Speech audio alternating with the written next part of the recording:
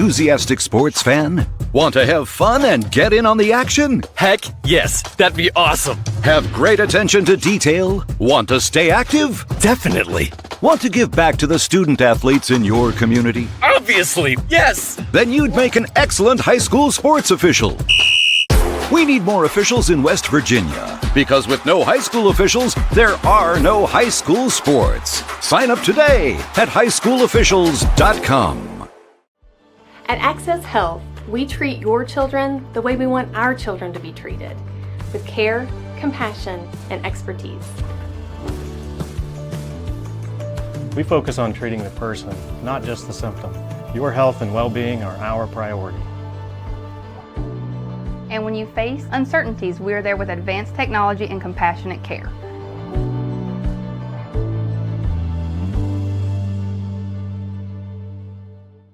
I was so excited when I heard this sandwich was back. I was like, Cloud 9. 2 words, Cloud 9.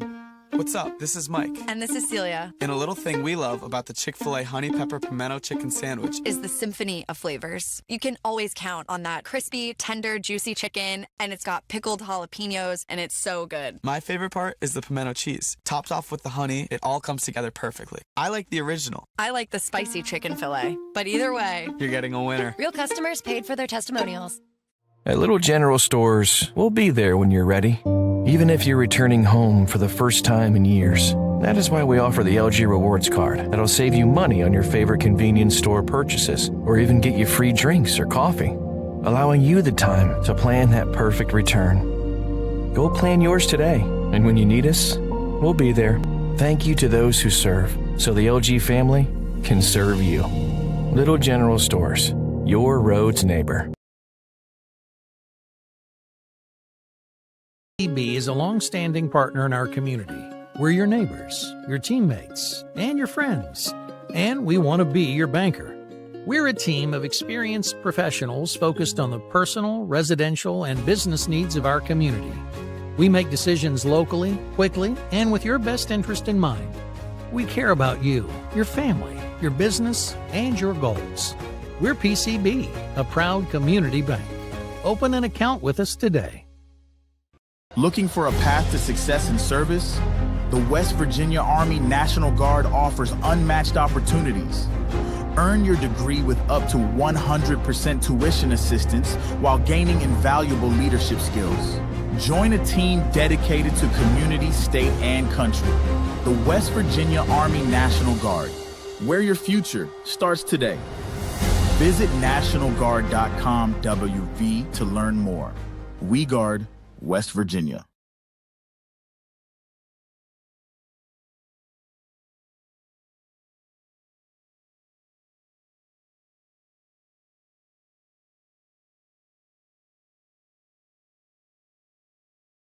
At Access Health, we treat your children the way we want our children to be treated, with care, compassion, and expertise. We focus on treating the person, not just the symptom. Your health and well-being are our priority. And when you face uncertainties, we're there with advanced technology and compassionate care.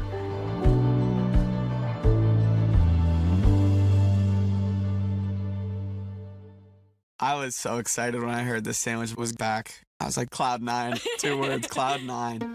What's up? This is Mike. And this is Celia. And a little thing we love about the Chick-fil-A Honey Pepper Pimento Chicken Sandwich is the symphony of flavors. You can always count on that crispy, tender, juicy chicken, and it's got pickled jalapenos, and it's so good. My favorite part is the pimento cheese. Topped off with the honey, it all comes together perfectly. I like the original. I like the spicy chicken fillet. But either way, you're getting a winner. Real customers paid for their testimonials. At Access Health, we believe there's a difference between care and caring. We know you by name, and our 26 locations keep you healthy so that you can do the things that truly matter.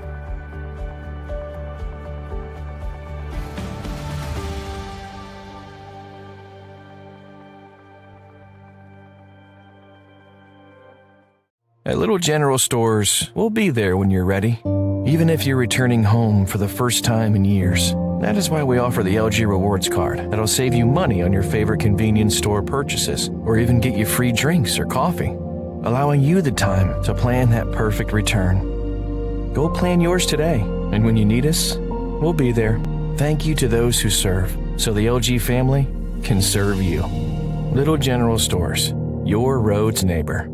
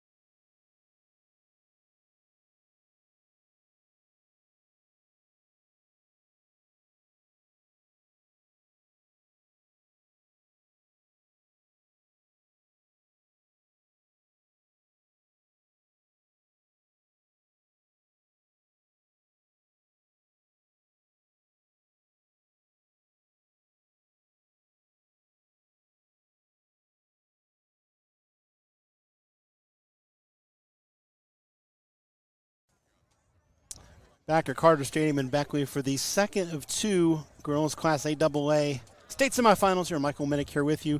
Got an excellent game in the first game. Number 1, Charleston Catholic holding off an excellent performance from goalkeeper Katie McCutcheon, and 4th seed Point Pleasant to win 1-0 on a goal by Savannah Lovejoy. Our second semifinal is an all Big Ten affair.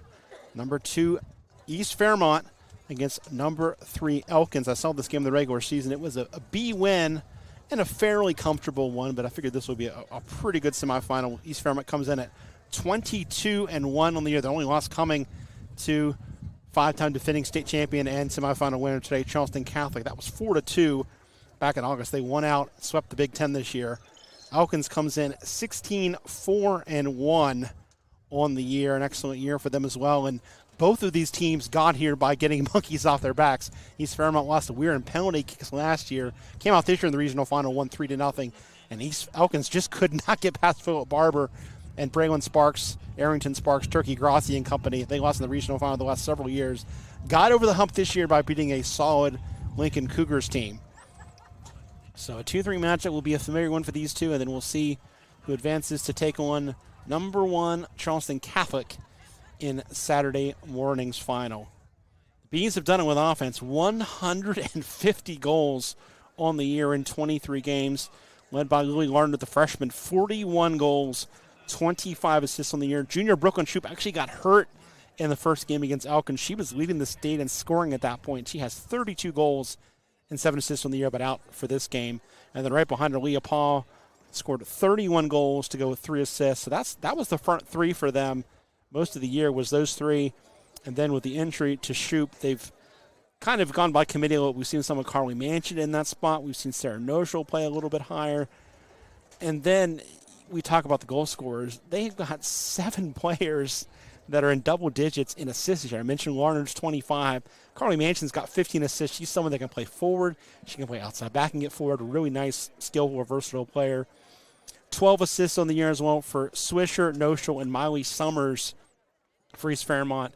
And then Annabelle Skidmore, who's someone Eric Wright, the coach of the Bees, called the most underrated player in the state. A really good defensive mid, wins a lot of balls, and then starts the attack. She has 11 assists on the year. For Elkins, Addie Koger, who's been a fantastic player for them for the last several years, the freshman, 18 goals and 9 assists on the year to lead Elkins in scoring.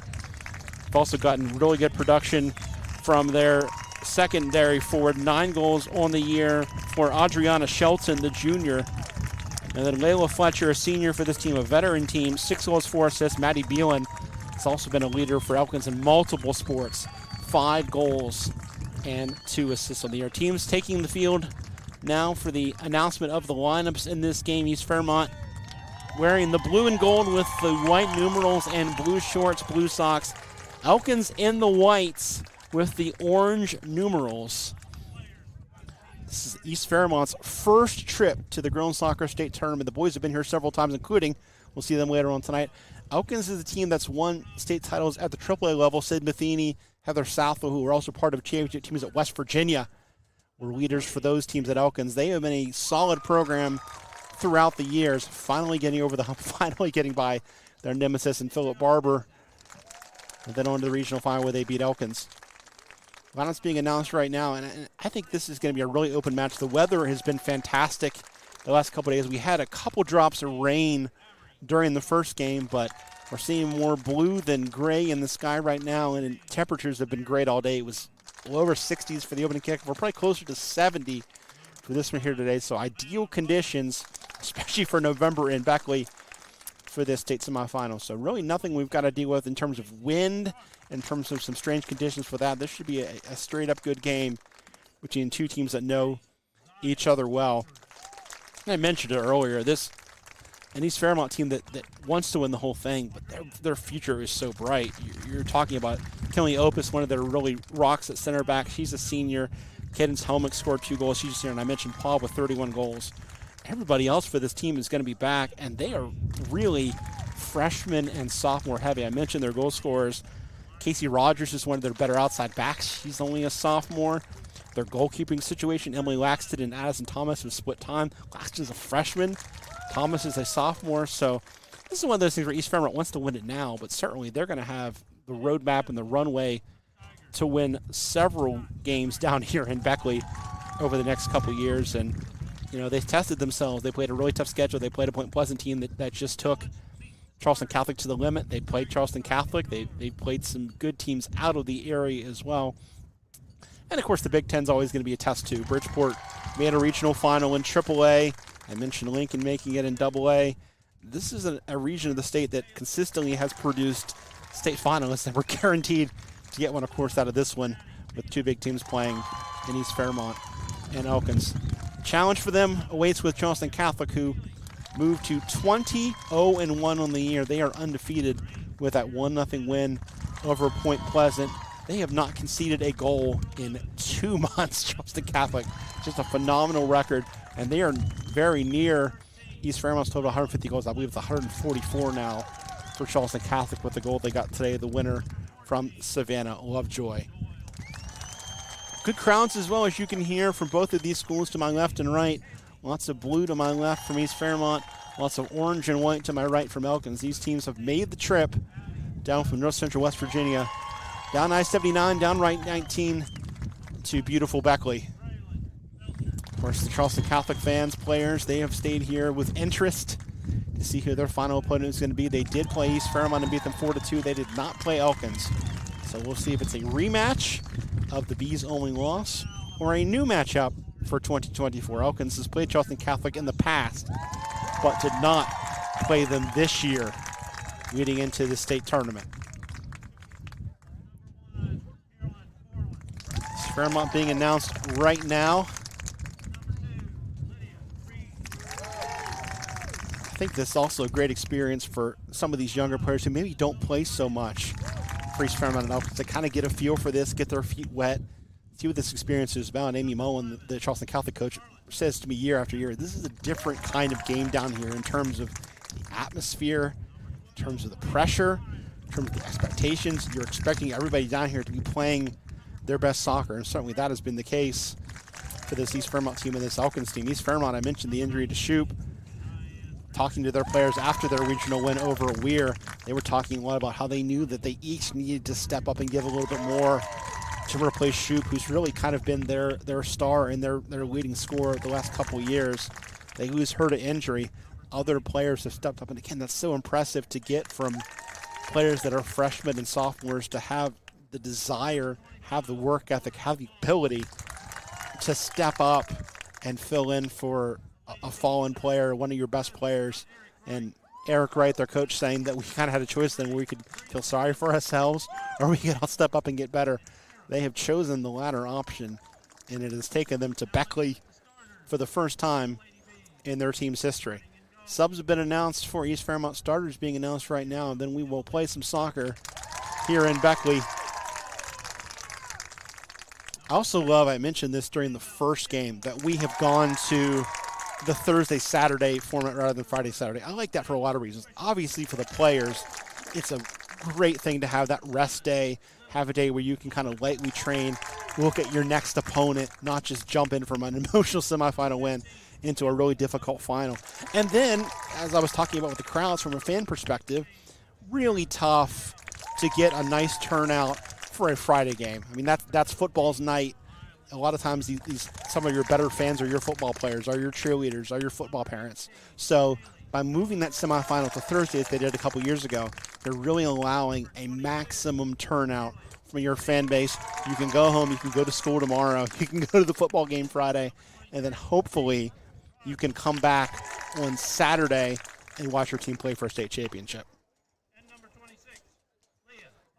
Big Ten has had a great record of success here. I mentioned Philip Barber making 4 straight state tournaments, 3 straight state finals. They had that run come to an end in the sectional tournament. They lost to the Lincoln team that this Elkins team ended up beating for the regional final.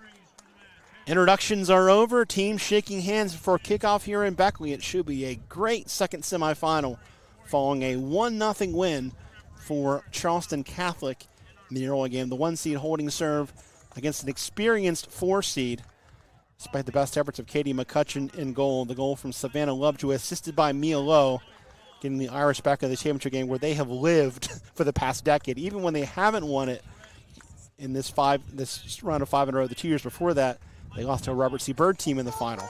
So they are always the team that makes the final. Charleston Catholic has done it again, and they await the winner of this game. Neither one of these teams has been here with this group, so you have to figure the butterflies are going to be flying. First couple minutes could be interesting. Which team settles in first? Which team maybe makes a mistake early that turns out to be costly? A lot of times that's what happens. If a team takes a while to settle in down here, they could be down 2 or 3-0, and then it becomes a really difficult road to climb. So we'll see which team comes out. We'll see what the final messages are from Coach Eric Wright for East Fairmont, Coach Scott Cotwright for Elkins in their huddles, hoping that they will get one more team huddle before a game on Saturday. Again, weather is absolutely fantastic. Temperatures probably in the low 70s. There's a bit of a breeze kicking in now, but it feels good. Breeze doesn't always feel good in November in Beckley, but today it feels very good. Fans out in shirt sleeves, maybe some white jackets. Teams don't have to go for the Under Armour for this one, don't have to go for the second layer. They can just play in their jerseys and shorts like they did when they were starting this road in August.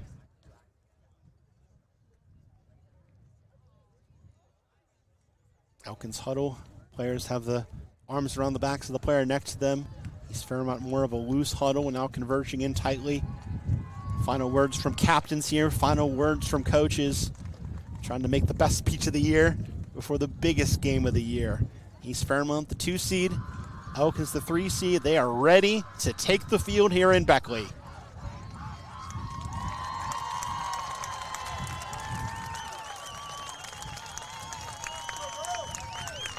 East Fairmont will go from left to right here in the first half, wearing the blue and gold. Elkins in the whites with the orange numerals, a little bit of trim on those white shorts, white socks. We've got two of the best teams in the state. We've also got a very experienced officiating crew here. Big honor for them as well to make it this far, to officiate a state semifinal. We are underway here in Beckley. 40 minutes on the clock in the first half. East Fairmont and Elkins. Early giveaway in the back and a chance for Elkins, who were stymied and shut out in the first meeting in this series in the regular season. Immediately getting a free kick is tripped up there as their dangerous star forward, Addie Koger, 18 goals, 9 assists on the year. And immediately work to do for East Fairmont and goalkeeper Emily Laxton, a 3-player wall awaiting this free kick from Darby Bailey. 5 goals and a team-high 11 assists on the year for number 2 in white and orange. Whistle blows. It'll be a righty service in. Lofted in towards the near post, and an excellent save from Emily Laxton right off the bat. 50 seconds in. A good free kick, an even better save. The corner kick coming now for East Fairmont. Great shot in from Bailey. Denied by Laxton. Corner kick from Elkins, who's come out flying. Knocked in towards the near post. They'll do it again.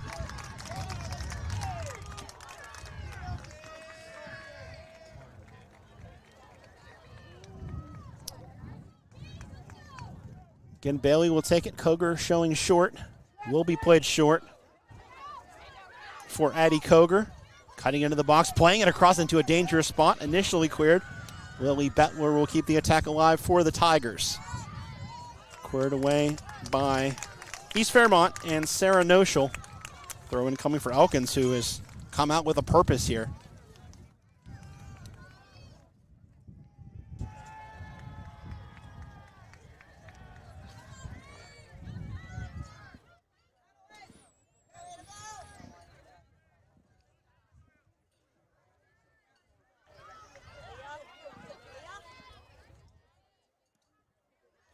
Cleared towards midfield. East Fairmont's dangerous attack gets to work for the first time. It's Larnard, the Lightning freshman on the right side, getting the pass back. Manchin now playing it inside. Defense chant for the Elkins fans. Not sure I've heard that tweet out of a soccer game, but it's appropriate. Kind of a basketball pace, right? Where you're kind of going from offense to defense. You can switch those chants pretty easily. Ball cleared up the side by Hauser.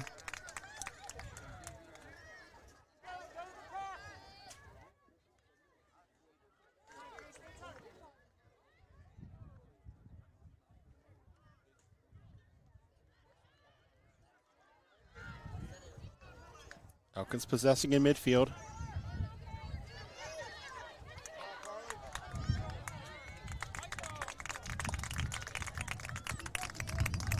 Throw in coming from East Fairmont on the near side. Thrown forward by Manchin, looking for Larnard. Taken away by Elkins and knocked forward. It's Koger. Knocked off the ball by the ever-present Skidmore. Turned over, though, in midfield to Maddie Beelan. Skidmore wins it back. Throw in coming for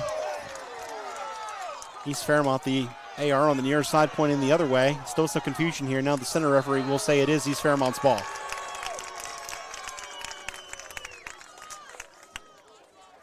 Carly Manchin starting the attack, throwing it up the side for Taylor Swisher. Now Larnard knocked off the ball by Haley Doyle. Throwing again for Elkins. 4 minutes in to what should be an excellent semifinal. Already has been energetic. Elkins in the first minute getting a free kick from Darby Bailey. That was pawed away by goalkeeper Emily Laxton for East Fairmont. Throwing coming for the Bees. And Ken Leopis, the senior center back, throwing it up the line, looking for Leah Paw. Elbow here will give a free kick to Elkins. Both teams have been confused with the center official in this game, 4.5 minutes in.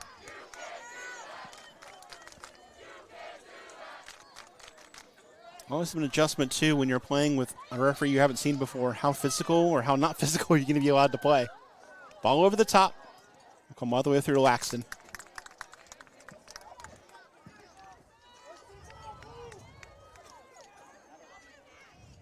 Punt for Swisher. Taken away by Lily Doyle for Elkins. Tigers go to the right side for Layla Fletcher. And out for a Tiger throw.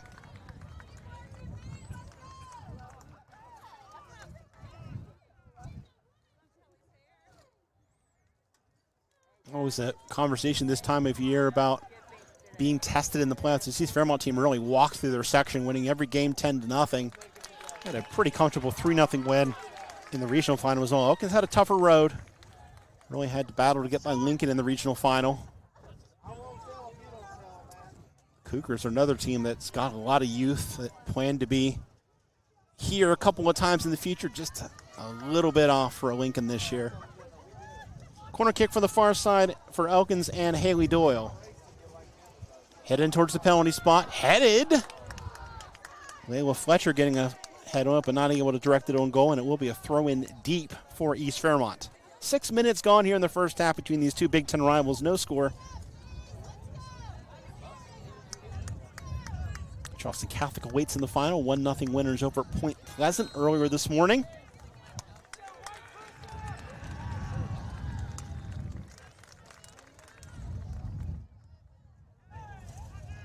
Be another throw in for Elkins and Bailey. A couple bounces from Darby Bailey. It's the long throw ready. Lofts it towards the 18-yard box. Too tall for Koger. Cleared out of the 6 by East Fairmont. Swisher gets ahead on that. A hard collision there. Clock will be stopped at 33:26. And that will be an early yellow card for Elkins.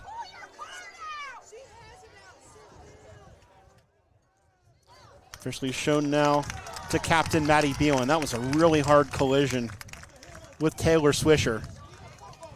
Swisher still being tended to as play is stopped in the 7th minute.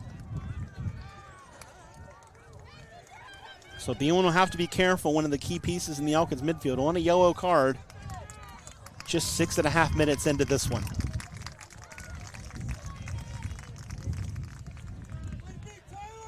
It's going to be an interesting thing as well, this Elkins team with 8 seniors going against a bunch of freshmen and sophomores. So physically they're going to be bigger, they're going to be more mature. Have to kind of be careful with these challenges. Beelan stronger than Swisher, knocking her down there.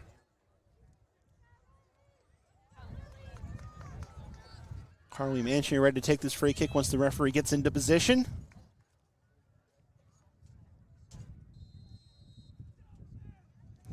Manchin knocking it towards the center circle. Knocked out a little bit by the wind, which is picked up as heavy as it's been in this day today. Here's Skidmore. Working it left. Early ball. Played up the side. Paul loses her footing. Turned over in the back to Elkins and played up the side. Heavy touch there allows Noshel to get back into the play for East Fairmont. Ball back for Manchin. Manchin will attack up that side I mentioned earlier. Someone who's comfortable as a forward or an outside back, really gets forward well. Pass though off the mark, easily cleared out. Skidmore will pick up in front of her back 4. Lays it right for Manchin. Lefty service towards Leah Paw. Touched by Paw. Played to the left side. This is Sarah Noshel with the early cross in towards Paw. Cleared away. Caroline Lee with the clearance for Elkins. Throw on the far side will come for East Fairmont. Up comes Kiki Rogers to take it towards Paw, over her head. Not cleared decisively. Popped up by Noshel for East Fairmont. Headed away by Elkins. Kept alive by Miley Summers for the Bees. Good swish right into space for Manchin. Manchin will play the early ball towards the top of the 18 towards Paw, who gets a touch on it. Leah Paw in the box. Tackle stood up there. Excellent job by Elkins, and they will counterattack. Early ball played by Bailey. Now for the dangerous Koger, who lays it right. Layla Fletcher. Rogers stands her up and knocks it out for a throw-in. Change coming for for Elkins. As Beelan will come back on, of course, had to come off after the yellow card. Change in the midfield as well for East Fairmont and Skidmore, Swisher, who took the brunt of that challenge, will come off. We'll see Evangeline Hope Whaley. It's been a nice piece off the bench for the Bees. I thought played well in the regional final against Weir. Skidmore trying to shield that ball for East Fairmont. Doesn't have a really good passing option, forced back. Whacked clear by Rogers up the sideline. Saved by Noshel. Noshel's early ball to the feet of Paw. Noshel will play it again for Lily Larnard. Holt Whaley. Going square for Summers. Miley Summers steps by 1. Thought about the shot, will play it on the floor intended for Paw, but spotted and stolen. And Bailey will start the attack the other way. Looking to play the early ball for Koger. That's something Elkins will do, is use Koger's speed and space, but really saw well by Opus and cleared. Holt Whaley gets a foot in.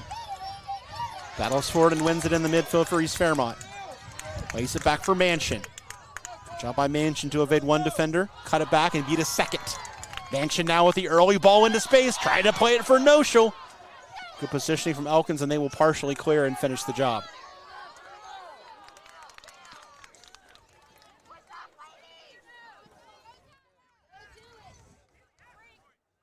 Tara Nusili in midfield turns it over. Here's Hope Whaley. Early ball looking for Larnard in behind. Popped up by the foot of Bailey. And now Paul in a foot race. Handled by Elkins goalkeeper Erin Collins, the senior getting her first touch of the morning.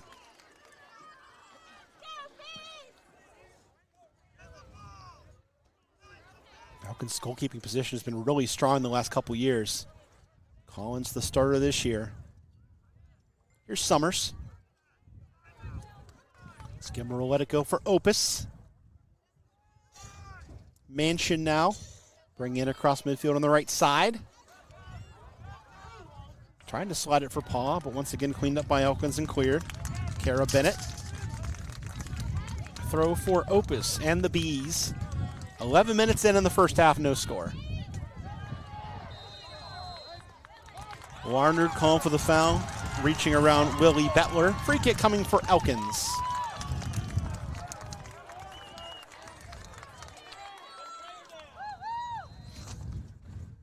Clock will be stopped here.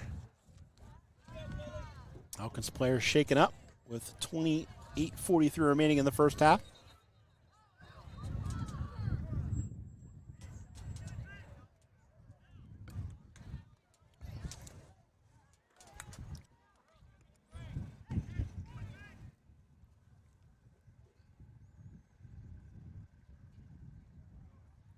Both teams will go to their bench, get some words of instruction, kind of review the first 11 minutes and change of this one as the injured player is tended to. I don't have a view from where I am right now on the number. We'll get you that as soon as we can. It's the two coaches for Elkins are got a thumbs up from one of the Elkins assistants. That's good to see.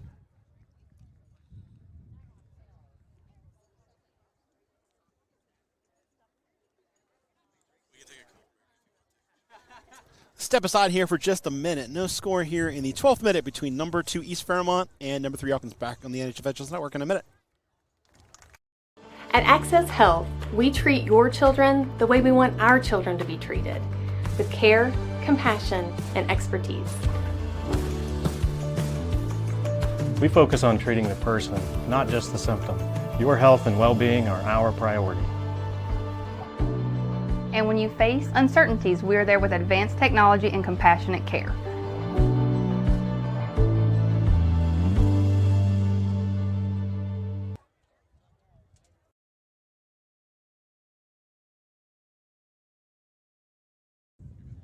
Freshman Lily Doyle, the injured player for Elkins, looks like she's okay, helped out of this game. Of course, she had to come off since the coaches were called for, so hopefully she'll be able to sub back in a minute. Free kick will come for the Tigers and Darby Bailey as play resumes in the 12th minute. Volleyed forward by Summers. It's a nice ball into space for Sarah Noshel. Noshel on the left side for East Fairmont. Going to work on that side against Graylin Belcher. Gets a step by Belcher. Towards the corner, Noshel turns it over to Belcher. Summers trying to get a foot in to win that ball back for East Fairmont. Cleared out of the back. Foot race won by Casey Rogers for the Bees. Elkins trying to get out of their own end and will concede a throw in. Taken quickly towards Paw. She'll be the target on most of the set pieces for Elkins. Senior forward. Cleared out for another B throw-in, which Casey Rogers will come up to take. In the middle for Skidmore. On right for Manchin. Carly Manchin up the line. Cutting back inside, looking for an option. Plays it square for Miley Summers, who turns it over. Counter now one for Koger, who had come back to defend. But Skidmore gets a foot in to disrupt things, as she does so well. And East Fairmont back in possession. Push up from Haley Hauser to the feet of Summers. Left it comes now for Noshel. Cross into the 6-yard box will be cleared by Elkins out for a throw-in. Probably could have come to goalkeeper Aaron Collins, but Elkins defender making sure that ball was cleared, and it will be a throw-in deep for the Bees, which Nosha will take.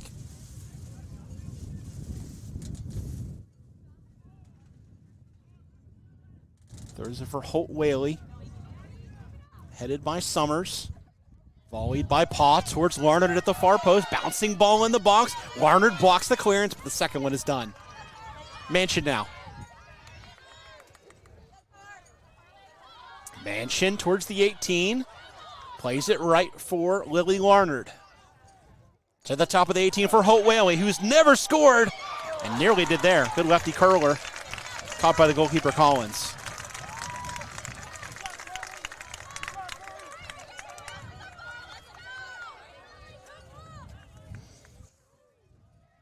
It would have been pretty amazing if a team that scored 150 goals this year has goal 151 in the state tournament come from somebody who hasn't scored a goal. But Holt Whaley hit it well.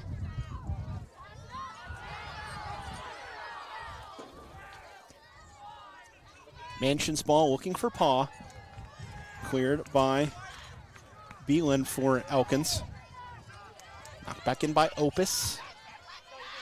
Beeland wins the header. Holt Whaley picks up the second ball, trying to guide it forward towards Leah Paw. Touch from Paw up the right side towards Larnard, but out of space.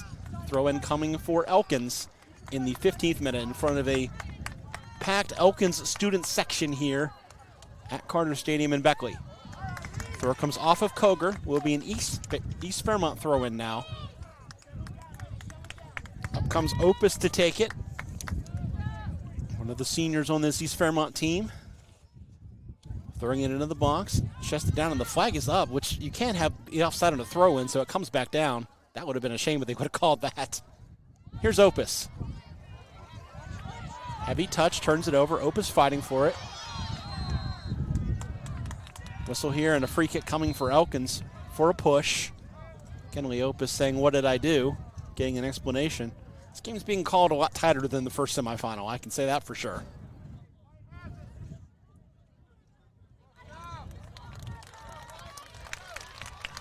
Really was a minimal amount of whistles in that first game. Got a little more physical as Point Pleasant pushed for an equalizer, but it's a nice, clean first game. Good, entertaining first game to watch. Clock is stopped at 25:03, awaiting this free kick from Darby, Bailey, and Elkins. Brought down by Opus, who was kind of between lines whether to head that or chest it. She hit it with her thigh and brought it down for Mansion. Good ball forward for Larnard. East on the counter. Ball slipped through for Leah Paw. Foot race here with Darby Bailey. Bailey will get to it. Got it towards the near sideline for Elkins and play it up the line for a throw-in. Paw wants to go quickly towards Holt Whaley, who brings it down. Beelan clears it. Picks out forward Adriana Shelton, their second leading scorer, but she turns it right back over to Skidmore. Skidmore directing traffic for Mansion, telling her to drop it back, and she will. Haley Hauser. Working it left for Casey Rogers. Switch of fields, really nobody there in blue. It's an easy pick in midfield for Beelan, who plays it forward for their leading scorer, Koger. Addie Koger, early through ball. Opus is in good position to retrieve it for East Fairmont. It goes up the line. No signal yet whether it'll be a throw-in for the Bees or the Tigers. It will be East Fairmont with possession. A no coming from the Elkins fan section. They didn't think so. Here's Mansion.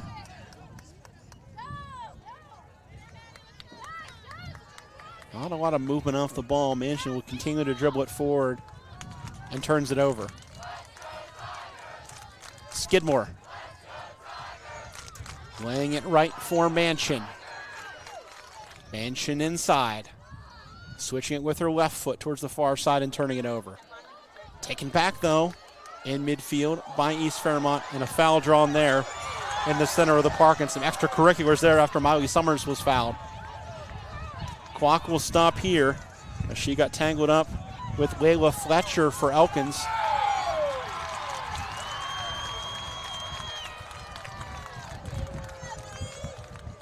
And it was like a double yellow card there. I see Fletcher going towards the sideline. She'll have to come off for Elkins. I'm waiting to see if they did issue one to Summers, and they did. So Summers will come off with the yellow, as will Fletcher. So 3 bookings already, 2 for Elkins, 1 for East Fairmont. Hopefully that won't come into play later in this game. We'd love to see this game just be played 11-11. We know it's going to be a good one, a tight one. Don't want to give a team an advantage because of a red.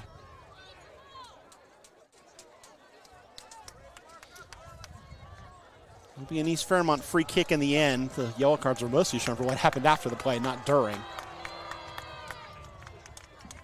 Haley Hauser up to take it. This is in a kind of that no man's land where it's tough to shoot.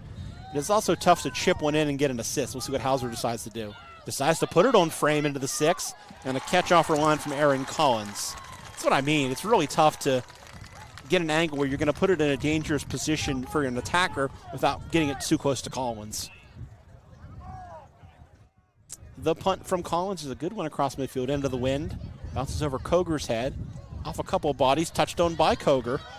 This is Shelton, stolen away. Skidmore starting the counterattack for East Fairmont. Early ball behind the run of Paw. Brought down to the box by Noshel. Noshel trying to turn. Can't get through traffic. Paw fighting for it. Lays it off on the side for Warner. Can she save it? No. And out for a goal kick for Elkins. Good build up there from East Fairmont.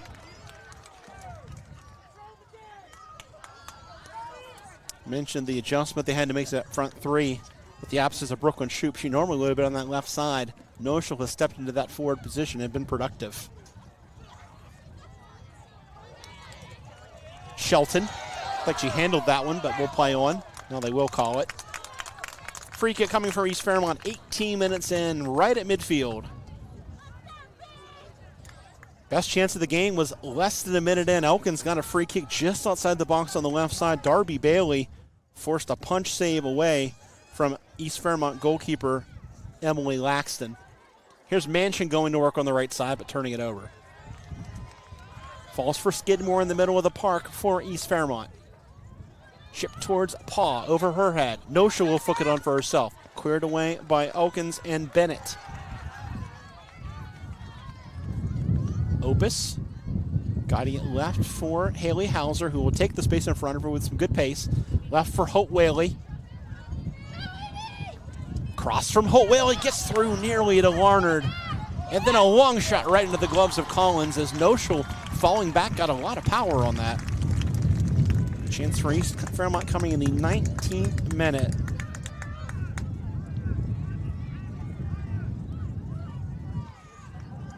Mentioned East Fairmont trying to kind of fill the shoes of Brooklyn Shoup in aggregate. A player like Holt Whaley, who's come off the bench as a freshman and improved, has really given them a boost. Ball up the line. Will go out for a throw-in for East Fairmont, and we'll see changes both ways.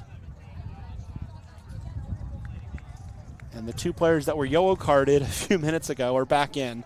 Fletcher for Elkins, Summers for East Fairmont. Those 2 players, along with Elkins' Maddie Beelan, sitting on yellow cards early on in this first half. Elkins fans making noise as Opus starts the attack for their opponents, East Fairmont. Touch from Swisher, fresh into the game, turns it over. Beelan giving it away to the Bees. Here's Manchin. You knew she was going to take on that defender for their footwork.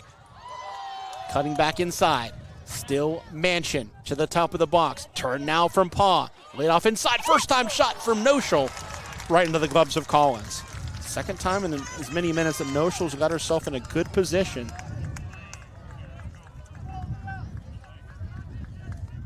But you see Paul's ability to kind of be that fulcrum where you play it to her in that center channel. She can post up, lay it off for someone else, or turn and attack herself.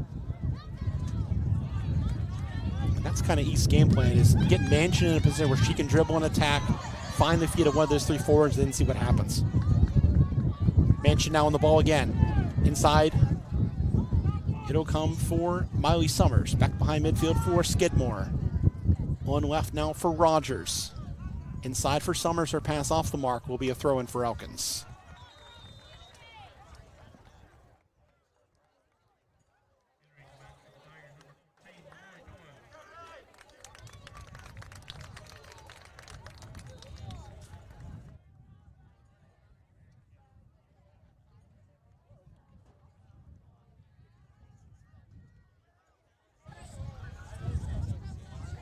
Switch to the right side for Mansion.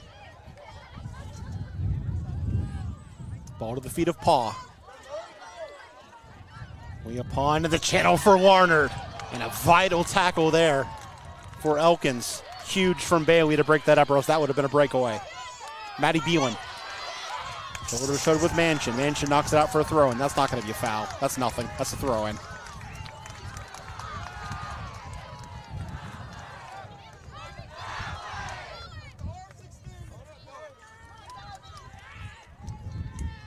Bailey's throw-in towards Koger. Turned over to East Fairmont in midfield. Tackle forward, Summers. Off the initial pass from Swisher. Taken back, though, in the center of the park by Elkins and Nusili. Clearance now by Rogers. That one dies in the wind. Bailey. Miss hit there from Swisher. Dropping it back for Mansion. Space for Mansion to survey. She'll play the early ball towards the middle. Again, the wind really getting a hold of that one. Blowing it behind Miley Summers. Saved by Rogers on the far side for East Fairmont in the 23rd minute. Inside for Summers. Beats one. Miley Summers pass to the left off the mark.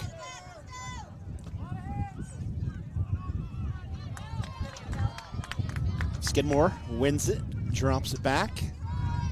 Hauser. Switch to the right side, gives possession away. Volley by Lily Bettler forward. Beelan will settle it down. Ball intended for Koger. Touches it forward. Looking for the run of Zaya George fresh into this game. George has it taken away by Hauser. And it falls for Summers, but it gets by her foot. 50-50 ball dropped back by Koger. Elkins a rebuild on the right side. Up the line it comes for George. Stolen away inside, now East looking to counter. Heavy touch though. Will force Noshel back. Through ball finds the feet of Larnard, who's played more central than normal in this game. Usually he really is stuck to that right side. Cutting inside, tackle breaks it up. Defensive work from Kara Bennett.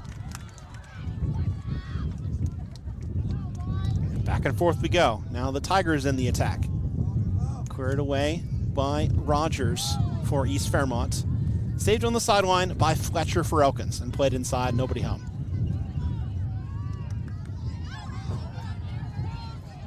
This is Mansion. Carly Mansion touching it by one, going up the line, intended for Larnard, cleared out for a throw-in by Bailey. 25th minute, Elkins defending a throw-in from East Fairmont. Throw comes towards Paw, who gets a bit of a head on it. Not enough to direct it towards a teammate. Stolen in midfield by Swisher, who goes down. Tries to keep possession and will drop it back for Skidmore. Chip up the left side intended for Noshel. Header won by Summers towards the far side. Rogers. Pass given away. Intended for Koger, taken away by Skidmore. Skidmore will spray it right for Mansion. Mansion for Larnard. Towards the end line. Played across. Behind the run of Paw. Still loose in the box and cleared partially, but only as far as Summers. Summers' right-footed shot is blocked. Knocked back towards the Elkins goal. 50-50 ball won by Beelan for the Tigers. Centrally it comes for Koger.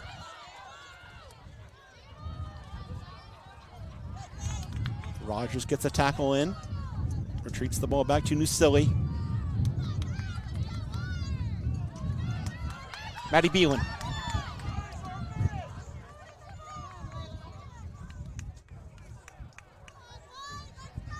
Fletcher has her pass up the line blocked.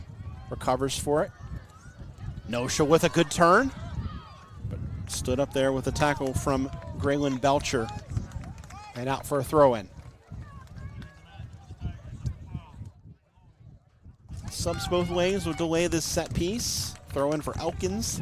26 minutes into this first half. No score after a 1-0 semifinal earlier today. Charleston Catholic pulling it out on a goal by Savannah Lovejoy.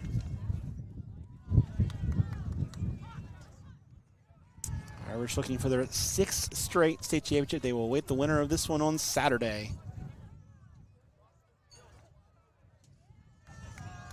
Space for Opus. Ball's off the mark. That initial ball in for East Fairmont has been not as sharp as usual. Mancha stepping up to win it. Bettler against Manchin. Push there will be given for a free kick for East Fairmont.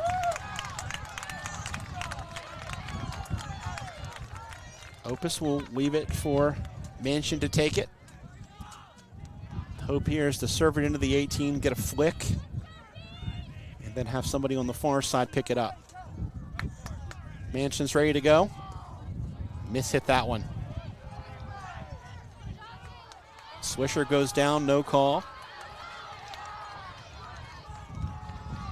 Ball intended for Koger, broken up by Miley Summers, who goes right for Manchin. She's been busy on this right side. Manchin inside.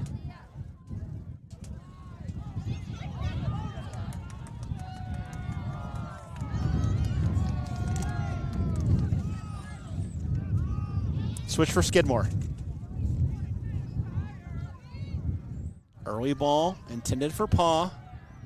Call made by goalkeeper Aaron Collins.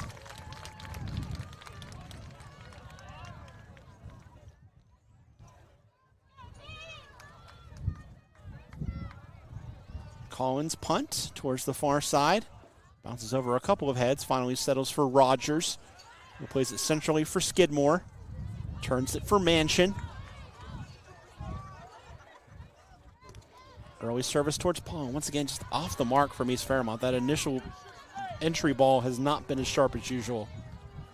Manchin.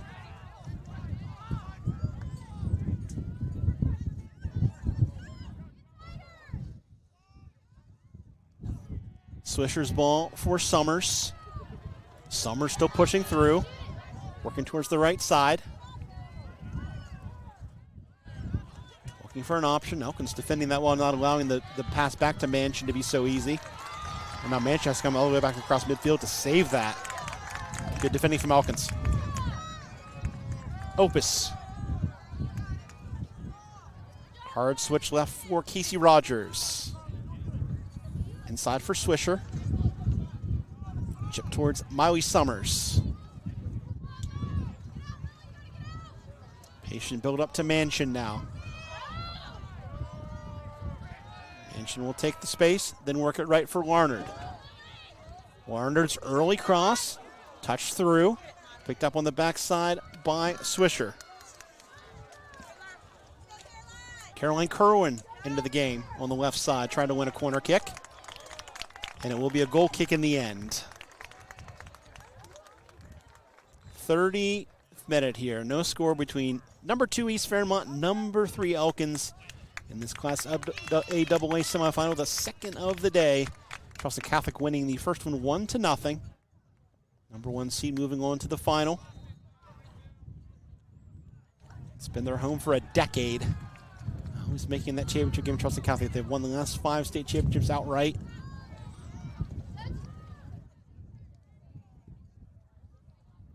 Switch to the right side for Fletcher. Up the line.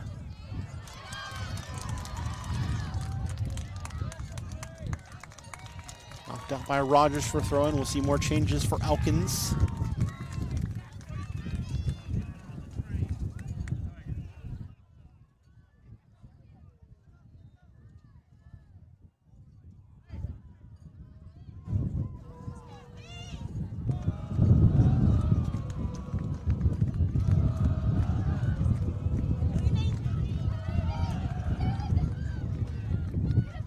London Frame passing it right for Elkins, out for a throw in.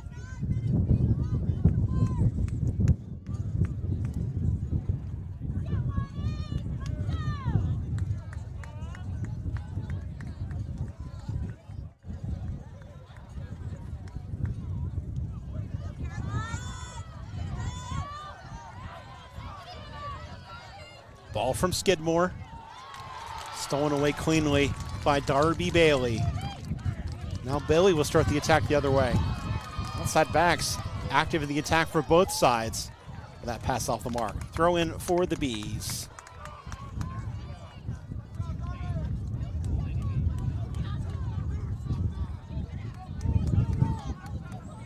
Noshel back in and will retrieve this throw in. Lays it up for Paw. Noshel gets it back on the return. Right for Manchin.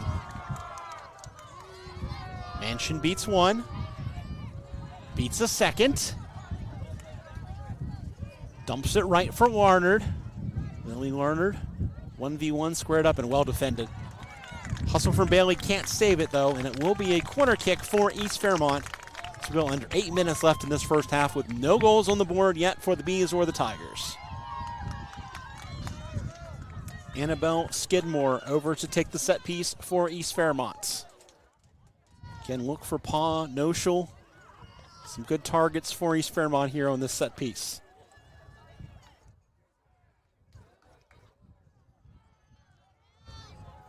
See if the wind affects this one for good or for ill for East Fairmont on the service. Served in towards the far post. Wind carries that one. Header on goal. Cleared and just over. Good opportunity for East Fairmont on that scrum in the 33rd minute. Skidmore put it in a great location.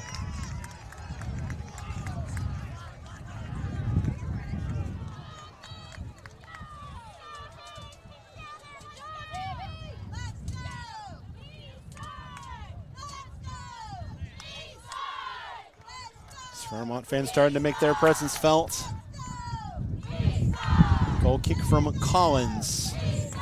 Turned up the field by Fletcher, but taken away by Holt Whaley. Ball to the top of the 18 cleared. Skips over Skidmore's head. Koger trying to turn, but Skidmore wins it back for East Fairmont. Skidmore creating space for herself, dumping it right for Manchin in the channel. Comes inside. Heavy touch will lose possession briefly, but overcomes Opus to knock it up the field. Larnard will save it on the near side. Swirling runs around here. Larnard will take it herself. Really technical freshman for East Fairmont. Dumps it in the middle. Chip from Skidmore. Not cleared decisively. Appeal for handball. I didn't see one there. Skidmore, heavy touch. Ball played forward for Koger. Elkins on the move, but Opus gets just a toe in. Just enough to disrupt that.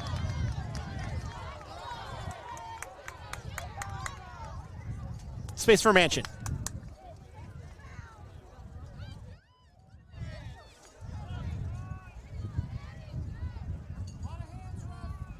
Rogers.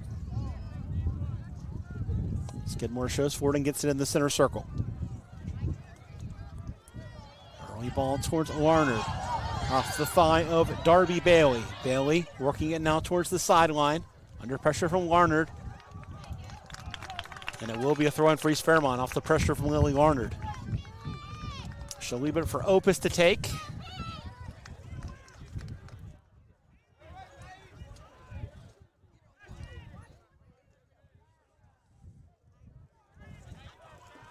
Opus's throw into the box. Flecked on by Paw. She tried to take it herself towards the near post, but Collins saw it all the way. Under 5. No score here in the first half.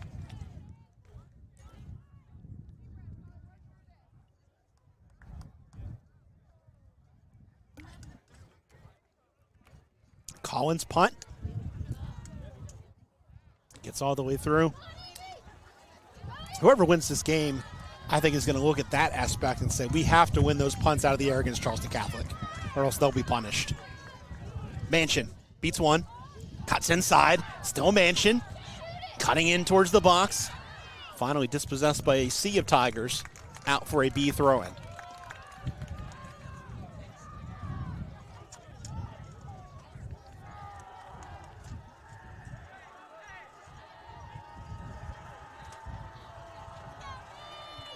Paw, cleared away. Manchin will take it again. Summers. Out for an Elkins throw. Under 4 minutes left in this half. Best chance of the game belonged to Elkins, 50 seconds, and the free kick from Darby Bailey. East Fairmont's had more opportunities in this half than the Tigers have. Not one you'd circle and say that should have been a goal, but a couple half chances. Trying to create another one here. Larnard off a tango in the box. It's a good ball forward from Bailey to pick out Fletcher, who goes left for Haley Doyle. Doyle will slow it down. Find the feet of Beelan. Left now for Bettler. Build up now for Doyle and Elkins.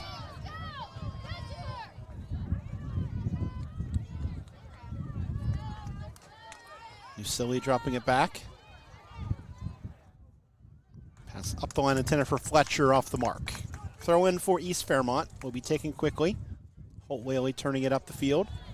Noshel now.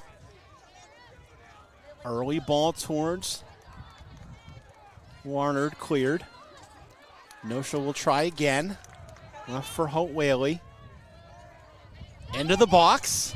Playing it across. And caught in the 6 by goalkeeper Collins. 2.5 to go in the first half.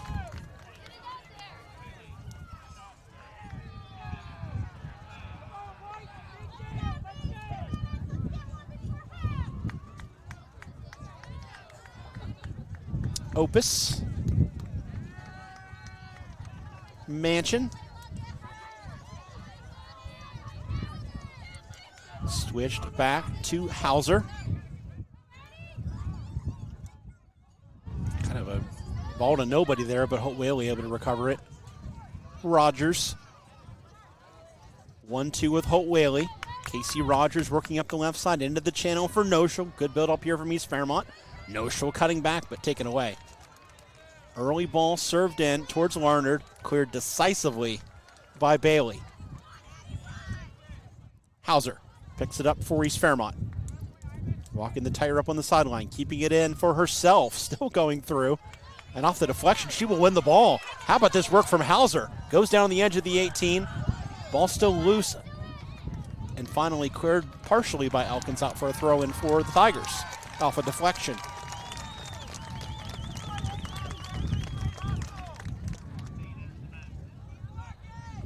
Couple changes for the final minute of this first half. Both crowds have been into it. It's been a nice back and forth game between two teams that know each other well from conference play. East Fairmont won the regular season meeting. Elkins trying to turn the tables in the state semis. That one did go over the line. Another throw in coming for Elkins.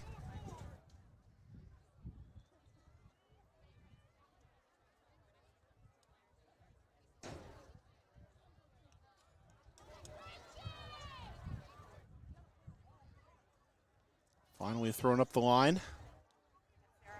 Stolen by Noshel. Tackle in to knock it out for a throw in by Belcher. Last foray of the half coming for East Fairmont.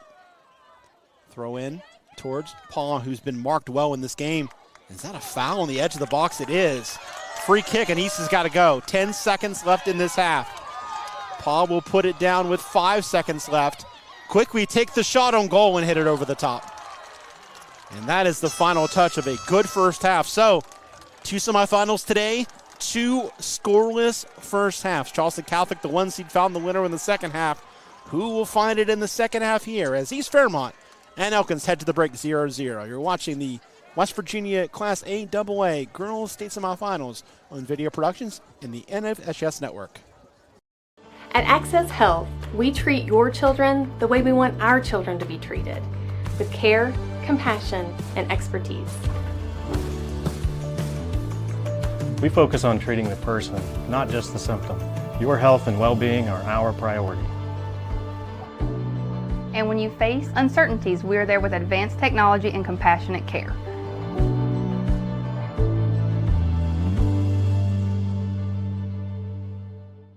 I was so excited when I heard this sandwich was back. I was like, cloud 9, 2 words, cloud 9.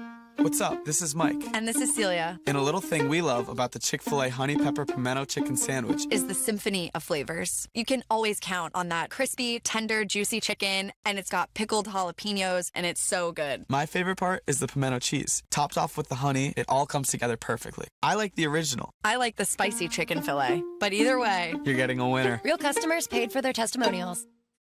At Access Health, we believe there's a difference between care and caring. We know you by name, and our 26 locations keep you healthy so that you can do the things that truly matter.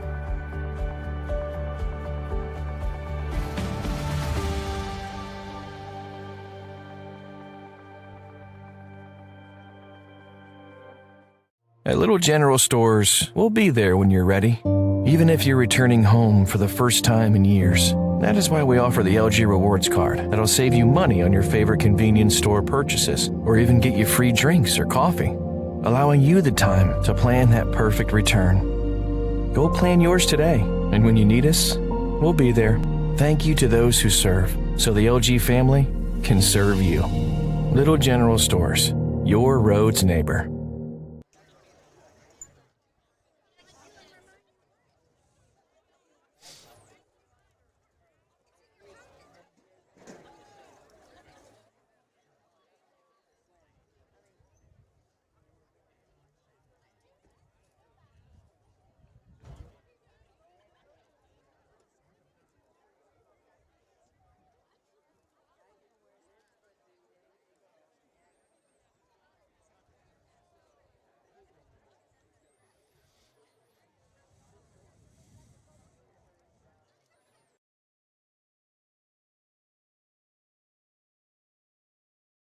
Enthusiastic sports fan? Want to have fun and get in on the action? Heck yes, that'd be awesome. Have great attention to detail? Want to stay active? Definitely. Want to give back to the student athletes in your community? Obviously, yes. Then you'd make an excellent high school sports official. We need more officials in West Virginia, because with no high school officials, there are no high school sports. Sign up today at highschoolofficials.com. At Access Health, we treat your children the way we want our children to be treated, with care, compassion, and expertise. We focus on treating the person, not just the symptom. Your health and well-being are our priority. And when you face uncertainties, we're there with advanced technology and compassionate care.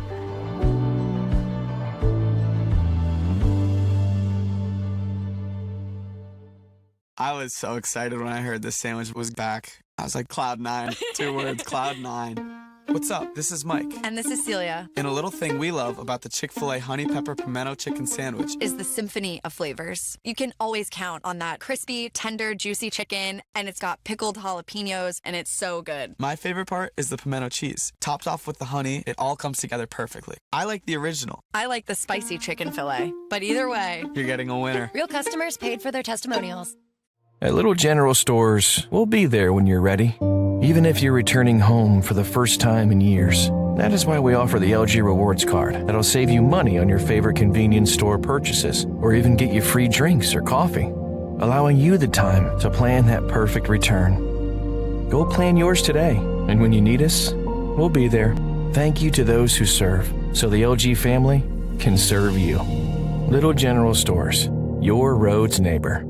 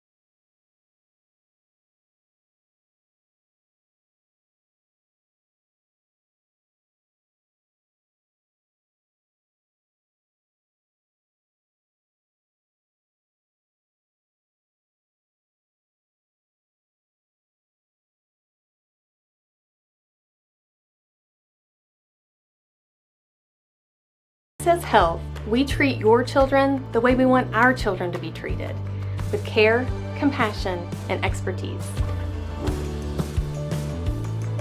We focus on treating the person, not just the symptom. Your health and well-being are our priority. And when you face uncertainties, we're there with advanced technology and compassionate care.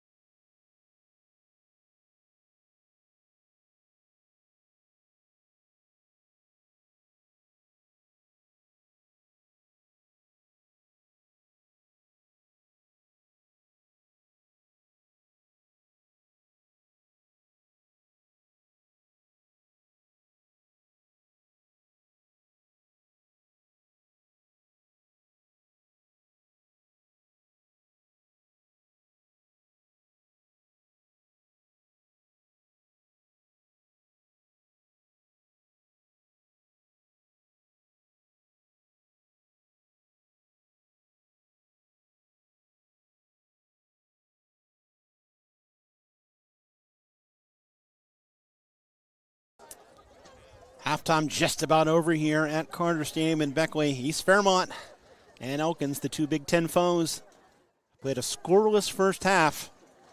Heading into the second half, and again, if we're tied after 80 minutes, we'll go to 2 10-minute sudden death periods. Somebody scores, the game is over. It's golden goal. If nobody scores, we will go to penalty kicks to decide who joins number 1 seed Charleston Catholic in Saturday's final. The Irish getting a second half goal after they went to the break scoreless to defeat number 4 Point Pleasant. Second half underway here. East Fairmont kicking off, going from right to left in the gold and blue. Elkins defending in the white with orange numbers. 3 yellow cards shown in that first half. That's something to keep an eye on as well. Beelan in the books, as well as Fletcher for Elkins. Miley Summers getting a yellow card for East Fairmont. Fletcher dropping it back. Clearance up the side from Elkins, and Belcher brought down by Koger. Elkins had the best chance of the first half, 50 seconds in. A free kick from Darby Bailey that forced an excellent punch away and save from East goalkeeper Emily Laxton. The Bees had more chances getting looks, especially for Sarah Noshel in the 19th and 21st minutes. Both of those saved. And then Annabelle Skidmore played a good corner kick in the 33rd minute that the Bees were able to get a look at goal, but not a clear one, and then the Tigers cleared.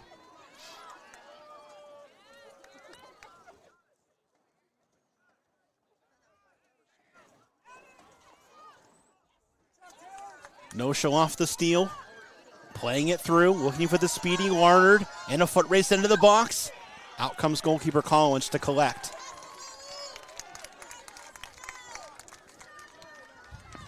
Larnard's really the X factor for this East Fairmont team. A really tactical player, their leading scorer. She's gotten on the ball, but not in as dangerous positions as the Bees would like. She's gotten the ball wide. She's gotten the ball in the middle of the field, but she hasn't gotten it really a lot in a dangerous place to shoot from 20, 25 yards and in. Elkins has done a good job on the side of limiting her and kind of forcing her outside. Elkins throw in on this near side, taken by Belcher up the line, and that one out without a touch. Casey Rogers will advance to the spot where the initial throw-in was taken.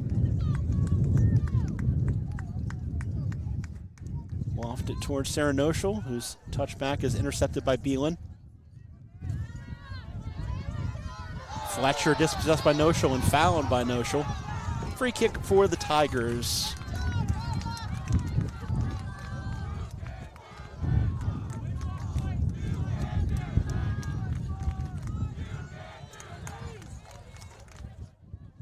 Haley Doyle will take the set piece for Elkins. Hits it low. First touch by Swisher for East Fairmont. Turned over though to Fletcher, who touches it outside, looking for the run of Koger. but shepherded out by Hauser for an East Fairmont throw.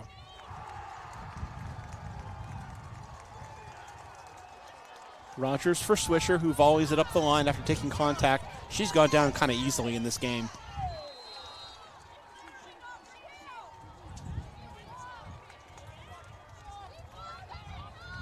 Clock will be stopped here at 36:55 to check on Taylor Swisher. Again, there was some contact there, but she went down pretty quickly.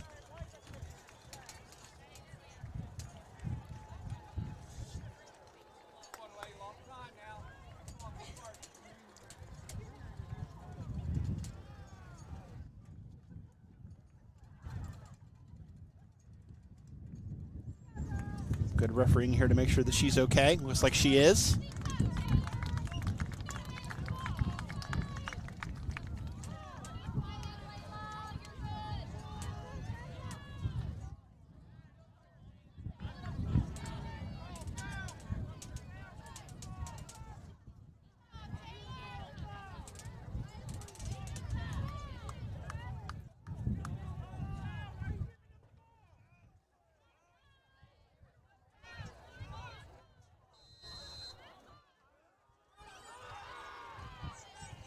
Hauser restarts play with a square ball to Mansion. It was a big part of the East Fairmont attack, attacking up that right side from her defensive position. Rebuild here again for her. Skidmore showing for it. We'll get the pass back. Good body control to turn that one upfield. Leave it for Hauser. Hauser will take the space, attack the Elkins defense. Can't beat Fletcher though. Reset for Swisher. Now Skidmore trying to play it up that side for Mansion. Early ball for Mansion. Gets by Paw. Falls in the box for Noshel. Noshel's shot is blocked. Trying to get a second bite at it, but it's cleared. Swisher now. Back for Rogers. Early ball from Rogers. Deflected by Paw. That was daylight for half a second, but Elkins really slowed it down well. Noshel's shot is now deflected. Out comes Collins to get it.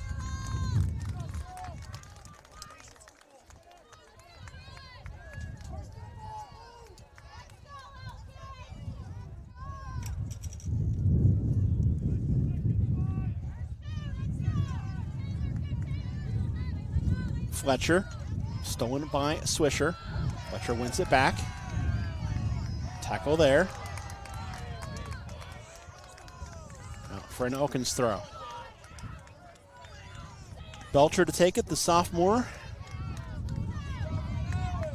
Koger posting up against Rogers. Off of Casey Rogers last for another Tigers throw.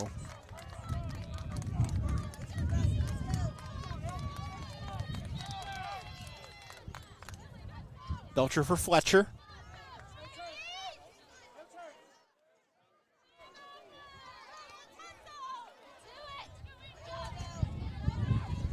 Doyle for Fletcher. Ball stays up the line, cleared by Hauser, but off of Doyle for an East Fairmont throw. Quickly taken by Rogers, trying to jumpstart this attack. Extracurriculars there. Clock will stop again in the 46th minute.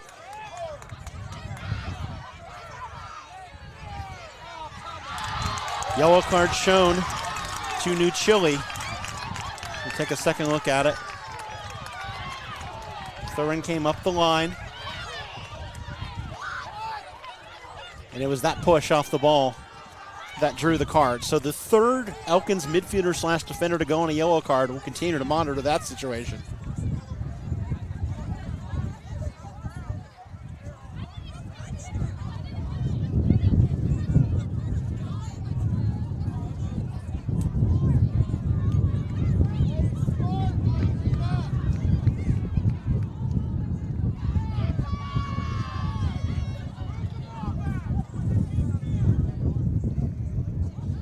Bookkeeping complete for that yellow card.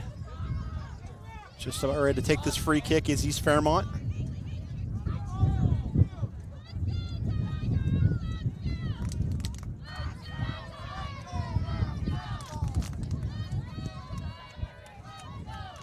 Getting the exact blade of turf for this free kick before Hauser takes it.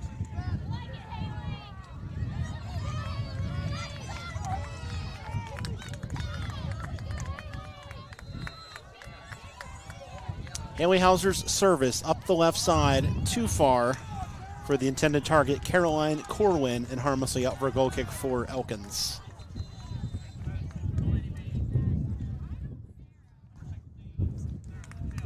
Nosha will check right back in on that left side, replacing Corwin. She's been the most dangerous of the three forwards for East Fairmont. Paw has been a target, but has not really gotten herself in positions to shoot.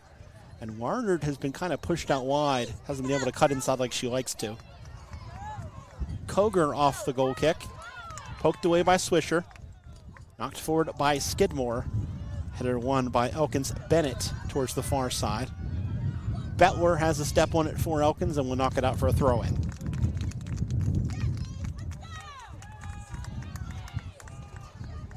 Up comes Opus to take it. With the ball just about even with the 18-yard box. Chance for a flick and shoot for the Bees. If Opus can loft it far enough on this windy afternoon in Beckley. And it comes towards Paw, who does get the flick on. Popped up in the 6 by Fletcher. Still not cleared by Elkins. Now it does get out of the 18-yard box. Knocked back in the mixer and cleared again. Up comes Hauser. Cutting by one. Takes the shot, does Hauser, but right at Collins. I like the decision to shoot that. She had space, and she's got a strong leg, but hit that one right at Collins.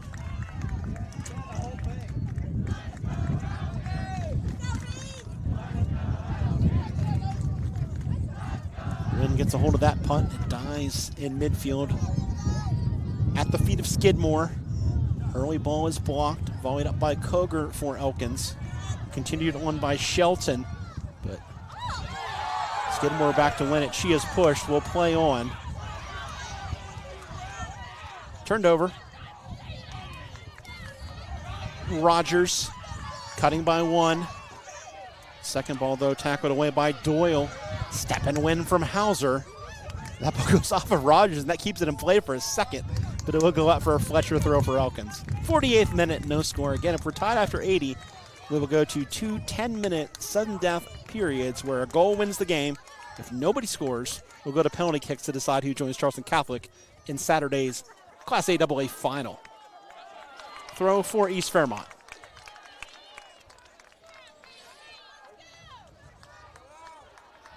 Casey Rogers, part of East run to the semifinals in girls basketball as well in the spring. Koger's pass blocked. It'll knuckle to the feet of Noshel. Touching it forward. Back to win it is Doyle for Elkins, and she'll knock it up the sideline. Rogers with the throw for East Fairmont. Drop to the feet of Skidmore, who has time to turn and face. Switch for Swisher. Tried to get it onto Mancha, but it's taken away. Early ball trying to spring. The dangerous Shelton is blocked. And now a direct ball from East Fairmont into a dangerous no man's land. But Collins up for line.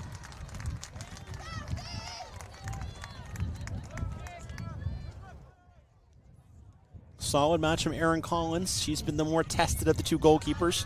Although the one save that Emily Laxton had to make in the first minute was the biggest one of the match.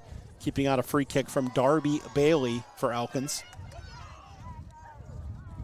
Dropped to the back. It's Opus. Onto the right side for Mansion.